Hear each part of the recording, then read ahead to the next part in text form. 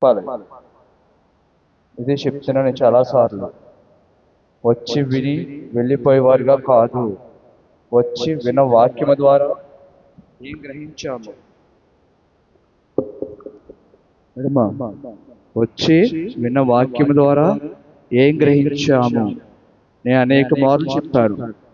ఒక వాక్యం చెప్తున్నామంటే అక్కడ ఎవరితో చెప్పబడింది, ఏ సందర్భంలో చెప్పబడింది, మనం ఇప్పుడు ఆ వాక్యం ధ్యానించేటప్పుడు దాని ద్వారా మనం ఏం నేర్చుకున్నాము, నేర్చుకున్న దాన్ని మన హృదయంలో మన జీవితంలో ఎలా ఆచరణ తీసుకొచ్చాము, ఎలా మార్చుకున్నాము అనేది తెలుసుకుని ఉండాలి. మార్పు జీవితం ఉండాలి, మార్పు జీవితం ఉండాలి. అందుకే చెప్తాను అనేక సార్లు, దేవుళ్ళలోకి వచ్చాక, దేవుళ్ళో రాకముందు ఉన్న జీవితము, దేవుళ్ళలోకి వచ్చాక అదే జీవితం ఉందనుకోండి, తేడా ఏమైనా ఉందా? తేడా ఏమైనా ఉందమ్మా? దేవుళ్ళలోకి రాకముందు అదే జీవితము, దేవుళ్ళలోకి వచ్చాక కూడా అదే జీవితం ఉందనుకోండి, ఇంకా అక్కడ అర్థమేముంది? ఇంకా అక్కడ అర్థమేముంది? మనం ఇక్కడ ఎందుకు వచ్చాము? ఎందుకు వచ్చాము?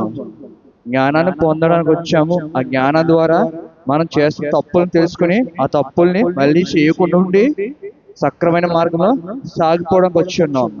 మరి తను ఎంతో చక్కగా చెప్పింది. మనం అందరం తీసుకుంటాం కదా.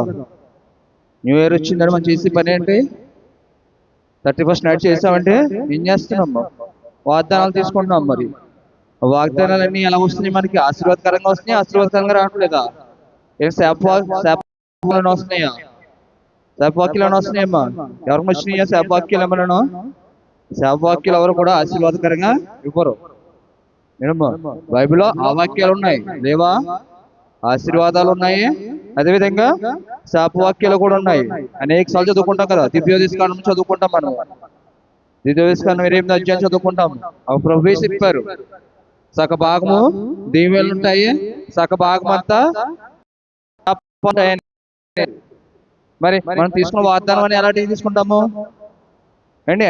అన్ని ఆశీర్వాదకరమైన తీసుకుంటాం. మరి మరి ఆశీర్వాదం మన జీవితంలో రావాలంటే, ఆ దీవెన మన జీవితంలో కనపడాలంటే మన నడవడికి ఎలా ఉండాలి? దేవునికి ఇష్టమైన నడవడికి కలిగి ఉండాలి. తను మాట చెప్పింది, నా తిరుగువాడు అనేసి. మరి నాగలంటే ఏంటి? నాగలంటే ఏంటమ్మా? నాగలు చేసే పని ఏంటి? నాగలు చేసే పని ఏంటమ్మా? భూమిని దున్నుతూ వెళ్తాను, భూమిని బాధ పెడుతూ వెళ్తుంది. దాని అర్థమా? అంతే కదా. దాని చివరిని ఏముంటది? ముళ్ళు ఉంటుంది. ఆ ముళ్ళు మనం ఏం చేస్తారు? నొక్కు పెడతారు. నొక్కు పెట్టినప్పుడు ఏం చేస్తుంది? భూమిని బాట చేసుకుంటూ వెళ్తుంది, భూమిని బాధపెడుతూ వెళ్తుంటది, భూమిని బాధపెడుతూ వెళ్తుంది. అదే విధంగా క్రైస్తవుడుగా క్రైస్తవ జీవితంలో కూడా ఏమొస్తాయి? సుఖాలే ఉండవు, అన్ని సుఖాలే ఉండవు. గత జీవితంలో అన్ని శ్రమలు వచ్చినాయి కదా, గత జీవితంలో అన్ని బాధలు వచ్చినాయి కదా, ఈ దేవుని నమ్ముకుంటే అన్ని పోతాయి కదా. ఈ దేవుని నమ్ముకుంటే మనం అలాగే వస్తాము, అంతేగాని అవునంటారు కదంటారు. ప్రతి ఒక్కరు కూడా ఎలా వచ్చాము? ఎవరు సాక్ష్యం చెప్పడం ద్వారా కానీ, వారి జీవితంలో మేలు పొందుకున్న ద్వారా కానీ, ఈ దేవుడి దగ్గరికి వెళ్తే మేళ్ళు వచ్చేస్తాయి, ఈ దేవుడి దగ్గరికి వెళ్తే నా కష్టాలన్నీ పోతాయి, ఈ దేవుడి దగ్గరికి వెళ్తే నేను బాగుపడిపోతాను. క్రైస్తవ జీవితంలో కూడా ఏముంటాయేమో శ్రమలు. అదే అందుకే యాకోబు ప్రత్యున్నాడు, శోధన సహించేవాడు ధన్యుడు. ప్రభువులు కూడా చెప్పారు, మీకు వచ్చే శోధన కూడా మీ సహించేంత శోధన నేను పెడతాను కానీ సహింపజాలని శోధన మీకు పెట్టనన్నారు. అంటే అక్కడ నీ విశ్వాసాన్ని పరీక్షిస్తున్నారు ప్రభు కూడా, నీ విశ్వాసాన్ని పరీక్షిస్తున్నారు. యోబు జీవితంలో కూడా అన్ని ఉన్నాయి, అన్ని సమృద్ధిగానే ఉన్నాయి లేవా? మోట గ్రంథం నుంచి చదువుకుంటే కనుక యోబు జీవితంలో అన్ని సమృద్ధిగానే ఉన్నాయి. కానీ ప్రభు ఏం చేశారు? ఒకదాన్ని తీసుకుంటూ వచ్చేసారు. తీసుకుంటూ వచ్చి తన విశ్వాసత ఎలా ఉందో పరీక్షించారు. అక్కడ నన్ను దూషించేపెట్టుగా ఉంటాడా, లేదా నన్ను గణపరిచేపెట్టుగా ఉంటాడా, పరీక్ష పెట్టుకుంటూ వచ్చారు. అదే విధంగా క్రైస్తవ జీవితంలో కూడా ఏమొస్తాయమ్మా? పరీక్షలు వస్తాయి, పరీక్షలు వస్తాయి, శ్రమలు వస్తాయి, బాధలు వస్తాయి. అలాగనేసి ఒక్కసారి నువ్వు నీ అడుగు వెనక్కి వేస్తావా? ఒకసారి నీ అడుగు వెనక్కి వేస్తే ఏమైపోతుంది? నీ జీవితం అక్కడితోటే ఆగిపోతుంది. అందుకే ఎబ్రిల్ పత్రికలో మాట ఉంది, ఒకసారి చూద్దామా మాట, చూసుకుని ముందుకు వెళ్తాం.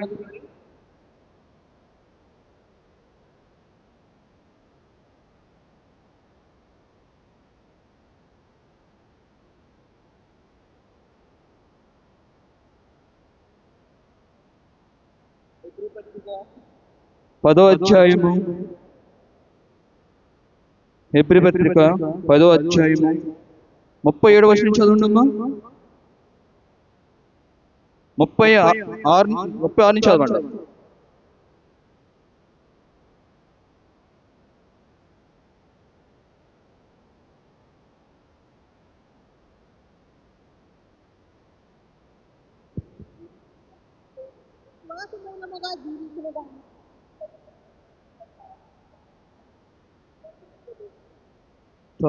అయితే మనము నశించుటకు వెనుతీయు వారము కాము, గాని ఆత్మను రక్షించుకున్నటకు విశ్వాసము కలిగిన వారమై ఉన్నాము. చాలమ్మా. అక్కడ ఏముందమ్మా?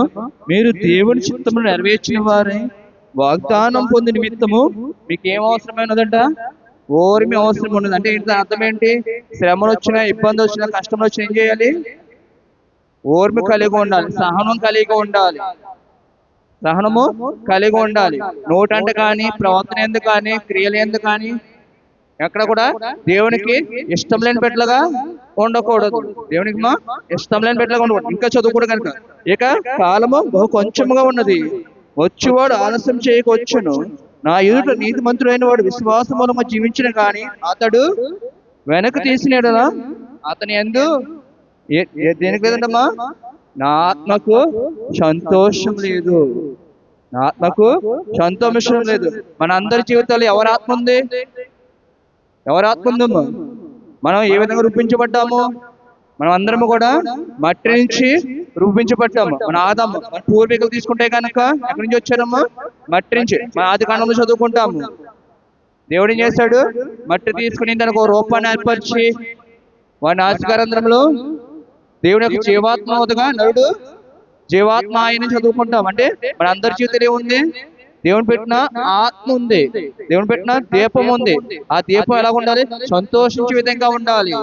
ఆ దీపం ఎలా ఉండాలి?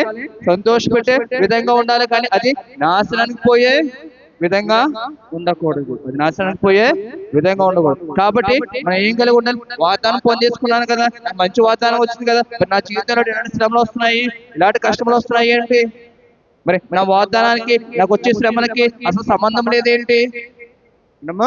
నాకు వచ్చిన వాగ్దానానికి నా జీవితంలో వస్తున్న శ్రమలకి అసలు సంబంధం లేదేంటి? మరి దేవుడు నన్ను గొప్పగా దీవెనకరంగా ఉంచుతానన్నాడే, నా వాగ్దానం అదే కదా. నాకు ఈ స్థితి ఏంటి, ఈ కష్టములేంటి, ఈ బాధలు ఏంటి? ఒక్కసారిగా నువ్వు వెనక్కి తిరిగావా?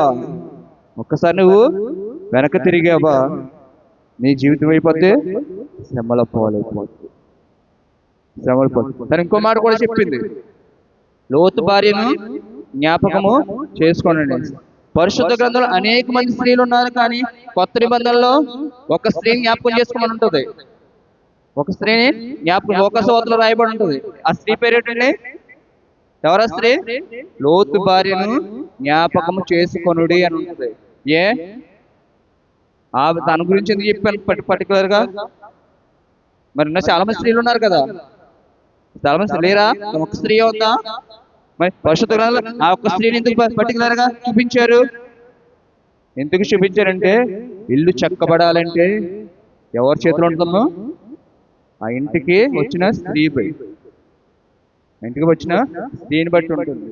నేను అనుకుంటాను అందుకే ఆ లోతు కుటుంబము, లోతు యథార్థవంతుడుగానే ఉన్నాడు, లోతు భార్య యథార్థవంతంగా లేదు. అక్కడ ఈవిడ యొక్క ప్రవర్తన బట్టి వారి కుమార్తెలు కూడా అలాంటి ఆలోచించుంటాయి నాకు అనుకోవడం బట్టి.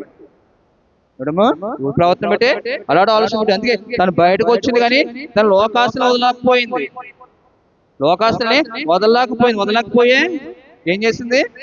వెనక్కి తిరిగింది, వెనక్కి చూపు చూసింది. అప్పటికి ఎప్పుడు పాపం ఎవరు బట్టి రక్షించబడ్డారు? అక్కడ అబ్రహామును బట్టి, అబ్రహాం యొక్క నీతి క్రియలను బట్టి, అబ్రహాం యొక్క యథార్థ ప్రవర్తన బట్టి దేవుడు ముందే ఎవరు చూపించాడంటే అబ్రహాం చూపించలేదా? అందుకే అంటాడు, నేను ధూళి వంటి వాడిని, నేను పురుగు వంటి వాడిని, ఎందుకు పనికిరాని వంటి వాడిని. ఆ దేశంలో 50 మంది ఉంటే రక్షించవా? 30 మంది ఉంటే రక్షించవా? 10 మంది ఉంటే రక్షించవా? నీతో మాట్లాడడం నేను తెగింపనేను అంటే తను తగ్గించుకుంటూ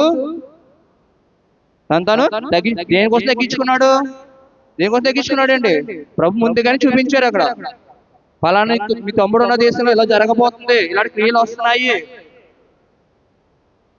అని చెప్పారు. కాబట్టి ఆ యథార్థవంతుడు ప్రార్థన విని దేవుడు ఏం చేశారు? బయటకు తీసుకురావడానికి చూస్తే ఇవి ఏం చేసింది? లోకాసులు వదలకపోయింది, లోకాసుల్ని వదలలేకపోయింది.